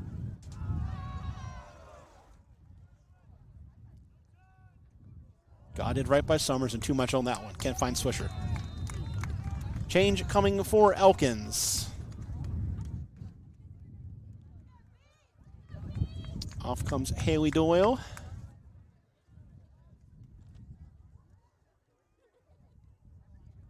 And back in comes Nuchili, who had to sit with that yellow card. So 3 yellows shown to Elkins, 1 to East Fairmont. Direct ball. Really nobody in white to get that one, but off the deflection from Hauser, it falls for Koger for a half second, but she can't find the handle, and Skidmore recovers. To the right for Mansion. Carly Mansion knocking it up the line. partially cleared. Mansion will try again, cutting inside. Finds the feet of Miley Summers. Opening up on the left side is Rogers. Rogers left, too far for Noshel. Elkins really doing a nice job of finding their shape, not allowing an easy pass, forcing East Fairmont to try riskier passes like that one that haven't always found the mark. Chip up the line, 50-50 header here. Touched forward by Rogers. Noshel gets a touch in for the Bees as well, but shielded off that ball. It'll be turned and knocked upfield by Belcher. Turned by Skidmore.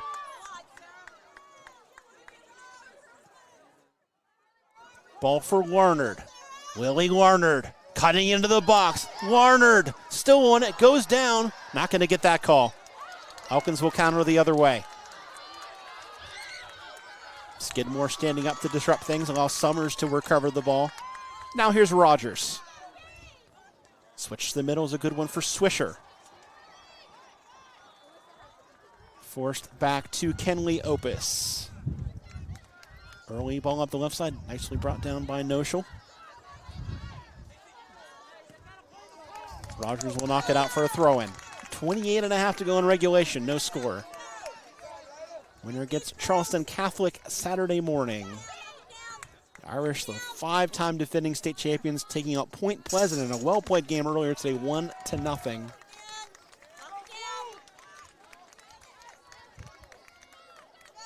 Belcher's throw for the Tigers up the line, touched by Fletcher. But Opus will clear, and Elkins will do it again.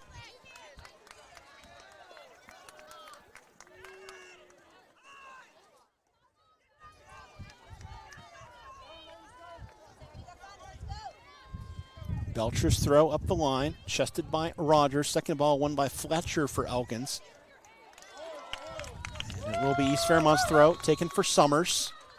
They're going to quibble about the spot of this throw-in, which I absolutely hate when the game is stopped because the ball is 5 feet behind where it should be.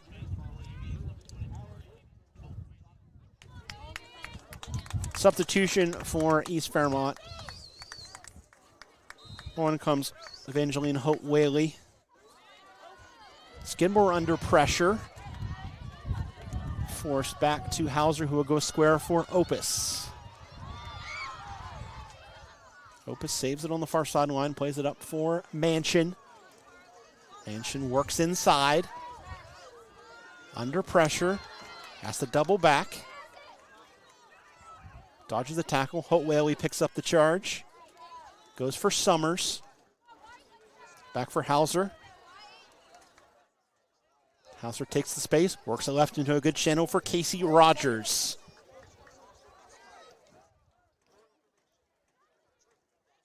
Rogers for Summers. Under pressure from Beelan. Bees will restart with Summers. Centrally for Annabelle Skidmore. On right for Mansion.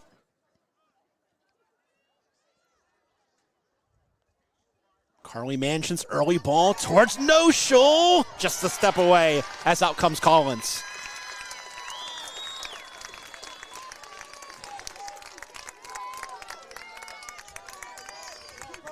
Patient build-up nearly leading to a chance for East Fairmont with 26 minutes to go in a tense Class A-AA semifinal. Skidmore once again gets a touch in. Opus under pressure. We'll play it towards the sideline, and good work defensively from Shelton to win a throw-in for Elkins.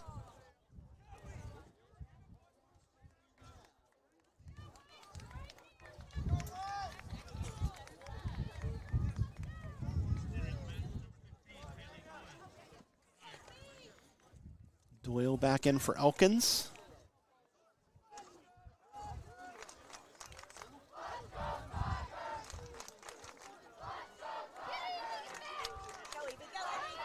Hope-Whaley winning the ball in midfield for East Fairmont. Early ball intended for Noshel. Cut out by Belcher for the Tigers. Battle on that side. Bailey had the best Elkins chance playing that up the line.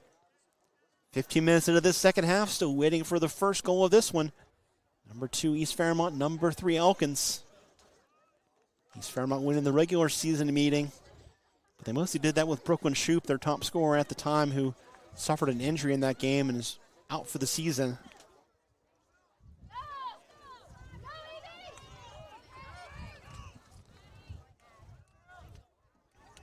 Koger has her pass blocked by Skidmore. Opus cleaning up again for the Bees. Mansion. Taken away by a tackle from New Silly. Hauser. Clearing it up the line. It's a good ball as well to nearly pick out Larnard.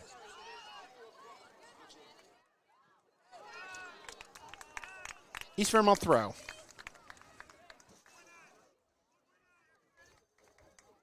Mansion will take her time.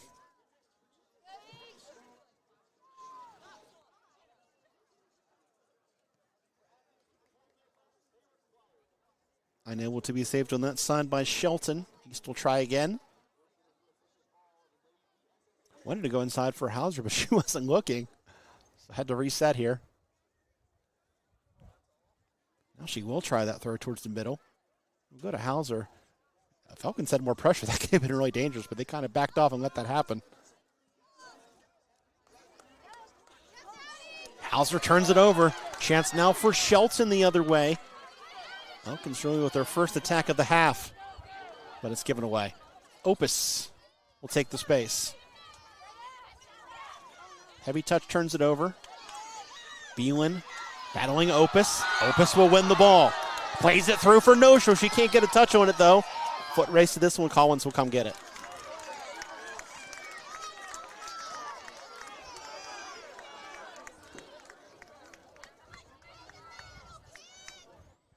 The punt from Collins. Turned nicely by Beelan forward. Chip by Hauser. Fletcher's header. Skidmore gets a chest on it. Will play it for herself on the near side. Switch turns the ball over. Shelton for Koger. Elkins top scorer running up the middle. Still Koger. Sprays out to the right side. Push there. Throw in for Elkins. The ref might not have seen that, but the AR should have. That was right in front of her. And we'll stop here for the substitution.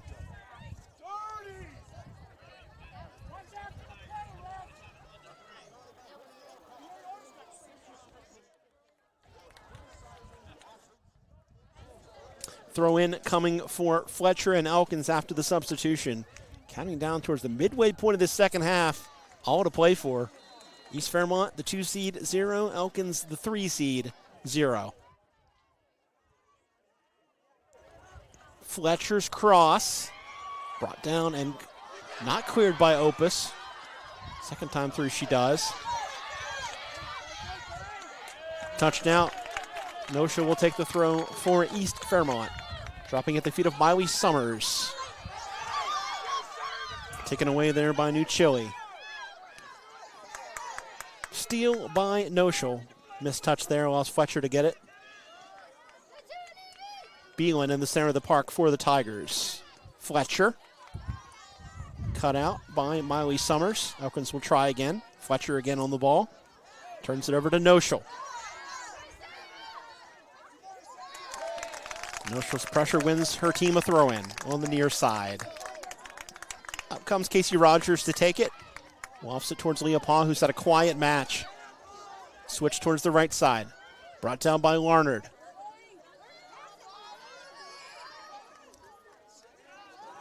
Larnard decides to try it herself. Forced a tougher than expected save out of Collins.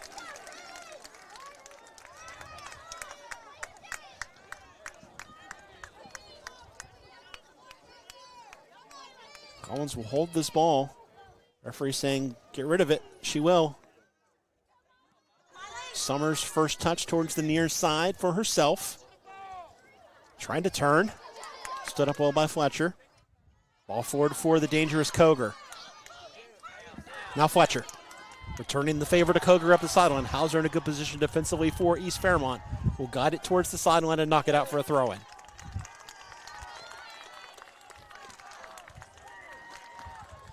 Elkins building something here on the right side as Fletcher will come up to take the throw in.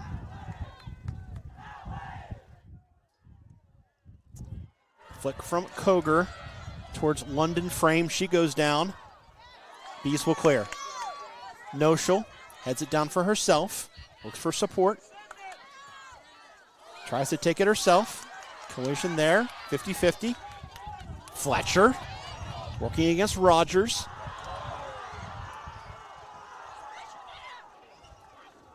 And out for a throw-in.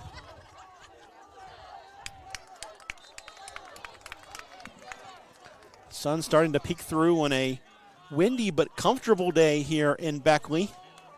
Certainly for this time of year especially. Double changes coming for East Fairmont. Swisher coming on, as will Caroline Corwin. Rests for Noshel and Holt Whaley. Touch for Summers. For Hauser. Switch to the right side for Manchin, who's seen less of the ball in the second half, was more of a attack starter in the first half for East Fairmont. Manchin just cruising across midfield. Finally does lose out.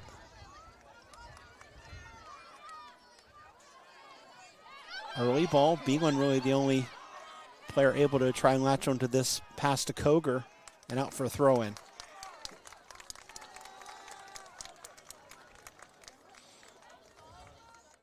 Pace of this game's dropped a little bit in the last couple minutes. People probably saving their legs for the final stretch because it's going to be a hectic one. Again, if we're tied after 80, we go to extra time. 2 10-minute periods. If you score, you win in those overtimes. Game ends on a goal. Nobody scores, we go to penalty kicks. Swisher fighting for it, finally going down. Again, it just seems like she's going down with minimal contact. That's happened a couple times in this game. Early ball towards Larnard. Out for a throw-in.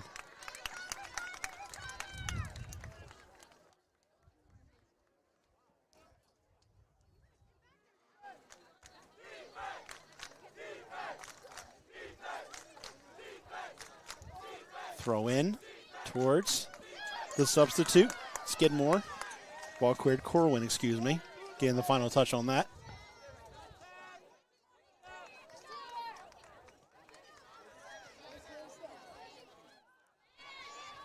Tackle from Rogers, wins it for Summers. Center of the park for Skidmore. To the top of the box, intended for Larnard. One away, second ball.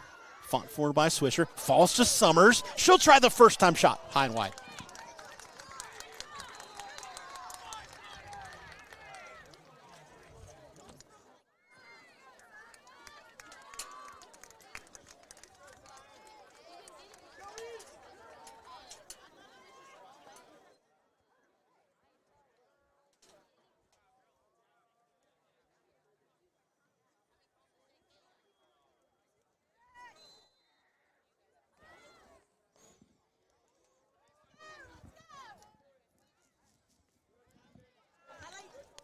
Summers flick for Corwin.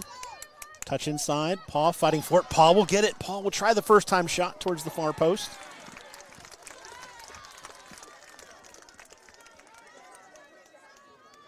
Been a frustrating day for Leah Paul. Has not gotten the service she's accustomed to. Not much of the ball for the East Fairmont center forward.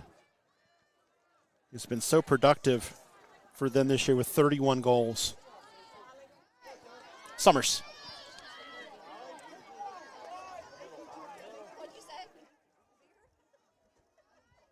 Summers deflected. Corwin playing it in towards the near post, and easy stuff for Collins. You can see Elkins really was trying to force Summers to use her left foot, and Summers kept kind of cut back on her right foot.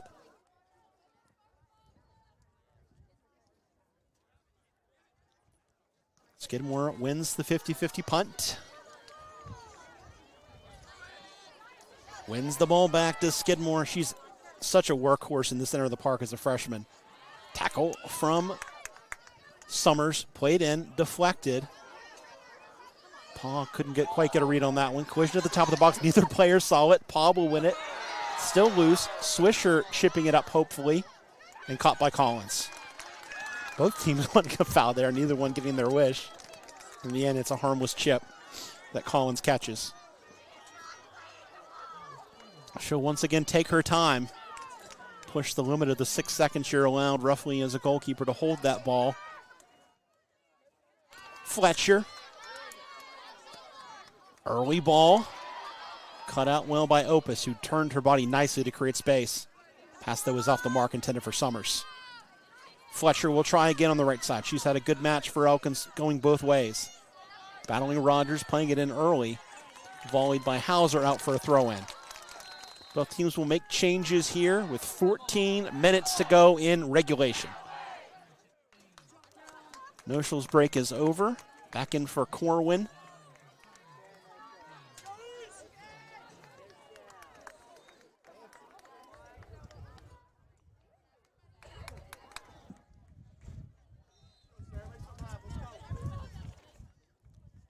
Fletcher's throw. Into a tricky spot. Hauser got the initial touch on it, now trying to shield off the pressure of Zaya George. Played forward now. Paw. Leaves it for Noshel. Noshel attacking 1v1 up this left side. Trying to get a step on her defender, Belcher, towards the corner.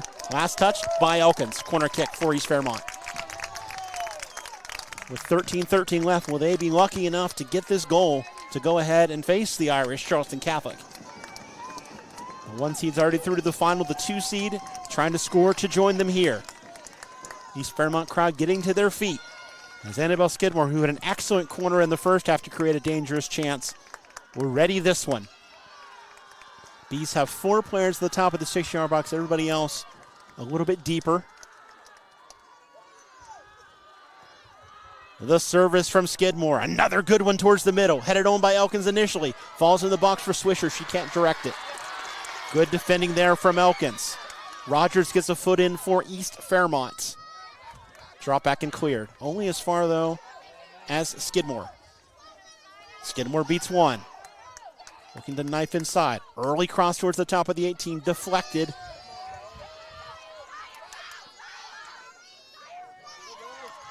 Fletcher. Inside for Bailey, who had the best chance for Elkins in the first minute on a free kick. Now once again, move this back for a substitution. So many subs have really disrupted the flow of this game. There's been a lot of times where teams have wanted to go quick with that throw-in and been derailed by their own substitution.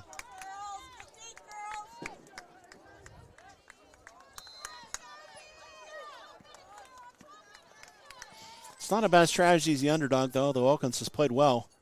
Force it to overtime where you can make one play and win this game in one fell swoop. Here's Leah Paw, trying to play through from Warner, who has not had much of the ball at all in the second half.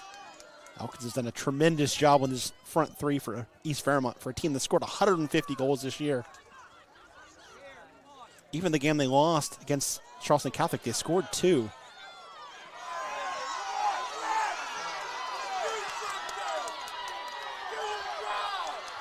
Ball played forward, not able to be kept in play by George for Elkins. Throw coming for East with 11 minutes left in regulation.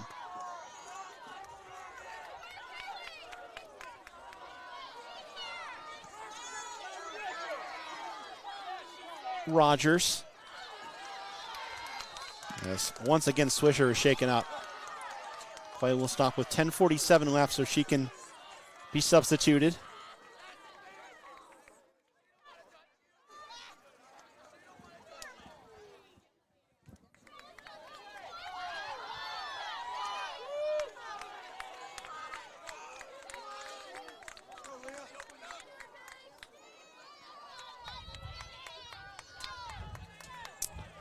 Holt Whaley will come back on for the shake it up Swisher.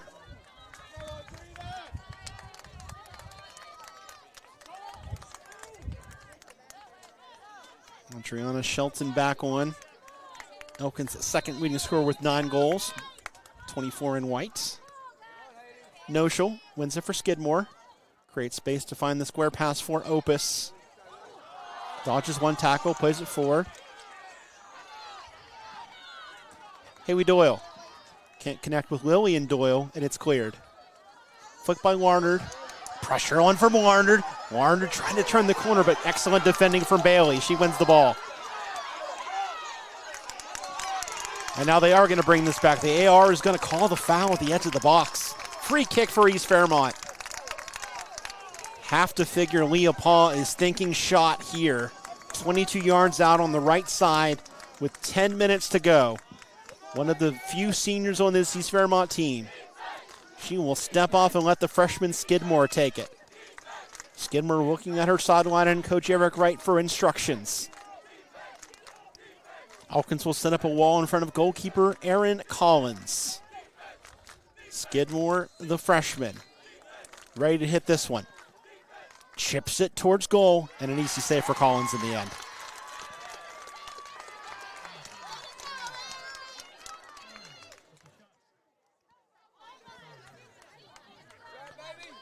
Got to hit it harder or place it better from that far out. That was easily saved by Collins.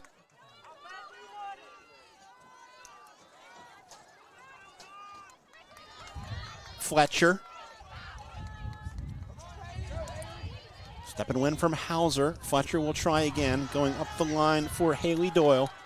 Dumped into space looking for Koger. Skidmore checks her shoulder and clears it up the line for a throw. 9 minutes left in regulation.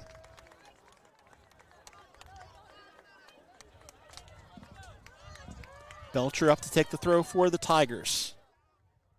Initial header won by Rogers for East Fairmont. Second ball fought for and chipped by Noshel forward. And that will go out for a throw-in as well for Elkins.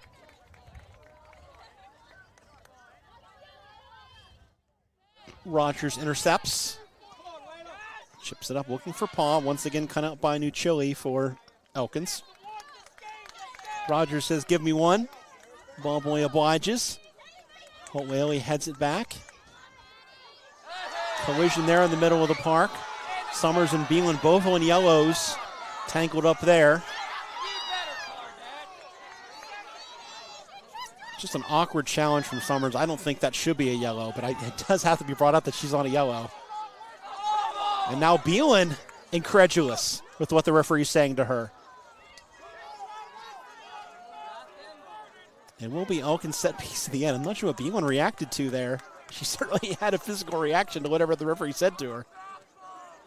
Still talking about the situation.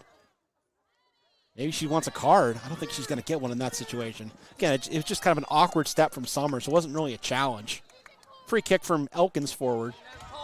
Off the thigh of Skidmore. Fletcher. To the right side, Haley Doyle trying to turn, blocked by Hauser. Fletcher will put some heavy pressure on Hauser here, force her towards the corner, and can win a throw-in for her team. Chance for Elkins to get some numbers forward. Haven't been many of those occasions. East Fairmont's had more of the ball. But they really haven't done a lot in terms of penetrating chances. It's been a lot of settling for 20, 25-yard shots. The goalkeeper, Aaron Collins, has caught all the way. This could have been 1-0 in the first minute. Elkins had a free kick that Bailey hit well and forced an excellent save out of Emily Laxton. Rogers out of trouble there, working up the near sideline, playing it, looking for Noshel, but cleared out. And Chile getting a foot in there. Throw for Rogers and East Fairmont. Summers heads it on.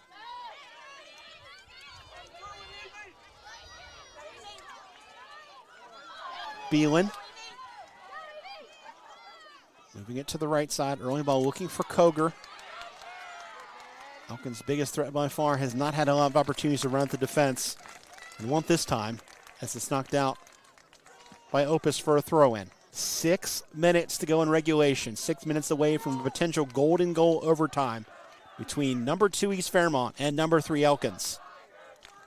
Cross in. Really the first touch for Laxton in quite a while.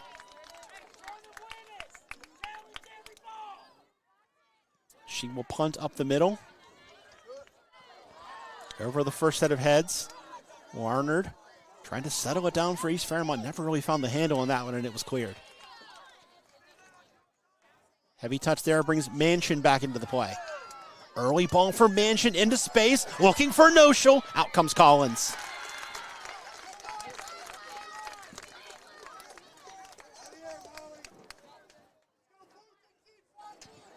East Fairmont's first ever trip to the state tournament. Elkins back after an absence of several years, playing a great semifinal here. 0-0 with 5 minutes to go. A ticket to play Charleston Catholic, the 5-time defending champions, waiting for the winner. Mansion. Service towards Paw at the top of the 18. Touch is heavy though.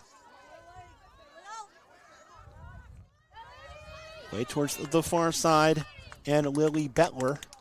Lily will save it for East Fairmont. Into the middle, good touch from Summers forward. Dropping it back for Skidmore. Chip from Skidmore. Paul can't get ahead on it. And then lost track of the ball, I think, allowing Elkins time to clear, but then they kind of just give it away for a throw-in. Not a lot of pressure on the ball there at all. Mansion's throw up the line will be deflected and go off of an East Fairmont player. Throw in coming for Elkins with 4:15 to go.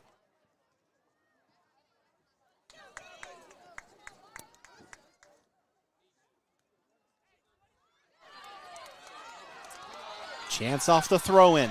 It's Koger running at the East defense. Koger touching it by Hauser. Koger in the box. Koger's shot wide.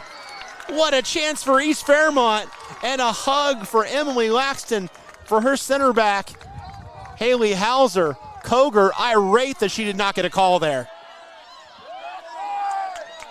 I didn't see a foul, I'll be honest. I thought that was really good defending. Koger created space for herself, but she's apoplectic. We'll get a look at the replay here. And a yellow card shown to Koger for dissent. So she'll be the fourth Elkins player, and all of them are key. Shown a yellow card in this game. Clock stops at 3:41. That was the best chance for Elkins since the first minute of this game, and shows the danger of Addie Koger in the counterattack.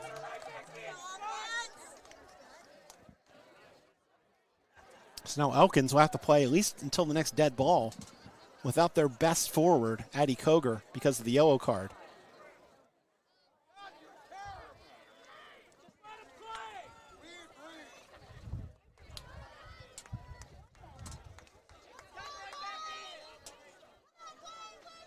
Koger immediately to the fourth official, waiting to be waved back into this game.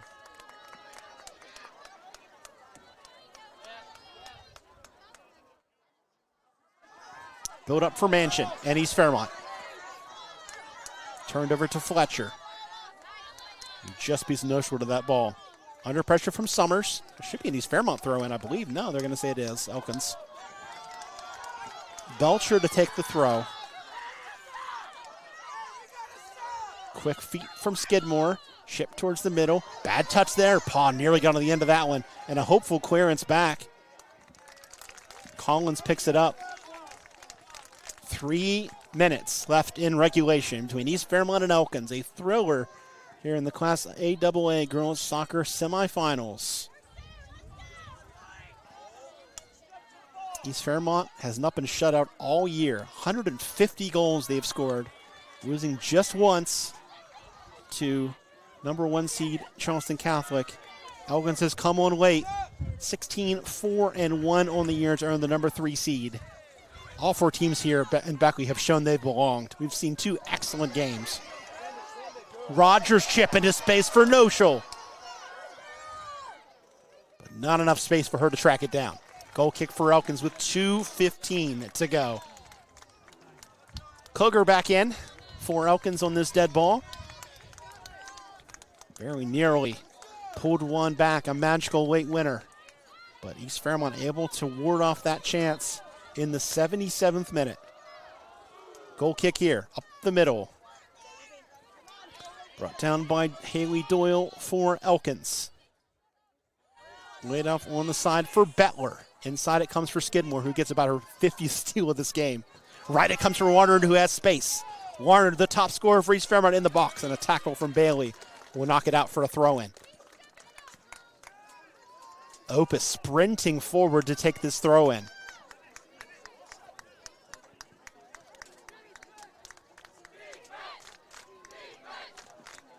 Opus will try the long throw. First header won by Elkins. Second ball flicked on by Larnard. Paul can't find the handle. Skidmore now at the top of the 18. Keeping the play alive for Lily Larnard. Holt Whaley works it right. This is Manchin with space to cross. She will towards the head of Noshel, and Collins will get a piece of it, and then the rebound! Leah Paw with 1:02 to go! The first goal in the regional last week was a ball that very nearly didn't cross the line. Paw followed it up and made sure it went in, and she did the exact same thing here with 62 seconds left. Leah Paw scoring her 32nd goal of the year to keep her career maybe alive as a senior. She's been really struggling to get on the ball in this game. A frustrating day for a forward, but it's all better for her now.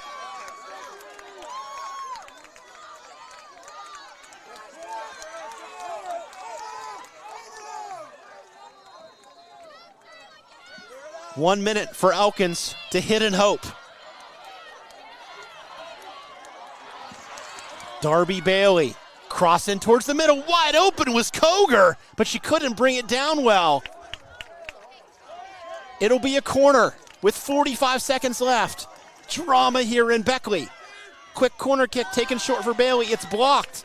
Elkins will try again as Skidmore once again was there for the block. 33 seconds left and Elkins is going slow. What are they waiting for?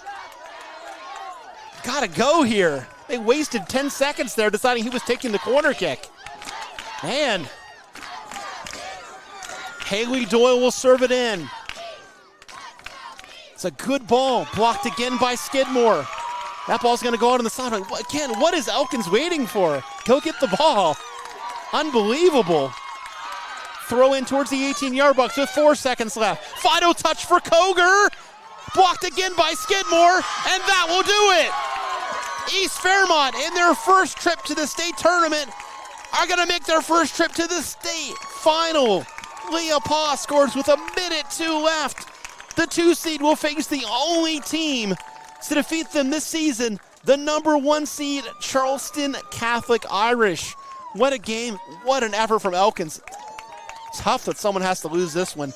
They had 2 good chances, one very early, the free kick from Bailey that was punched away by goalkeeper Emily Laxton. Then they had one in the 77th minute where Addie Koger finally at long last got loose. Her shot was blocked though. East Fairmont lived to play another day. Leah Paw gets the goal with 1:02 to go. They are in the finals, so we'll get 1 versus 2. An undefeated Charleston Catholic team against a 1-loss East Fairmont team. What a day of semifinals for the girls. The boys' games are coming up later on this afternoon. Final score once again in this second semifinal from Carter Stadium. The East Fairmont Bees 1 and the Elkins Tigers 0. I'm Michael Minnick. Thanks so much to our crew from Video Productions here. You've been watching this match on the NFHS Network. See you later.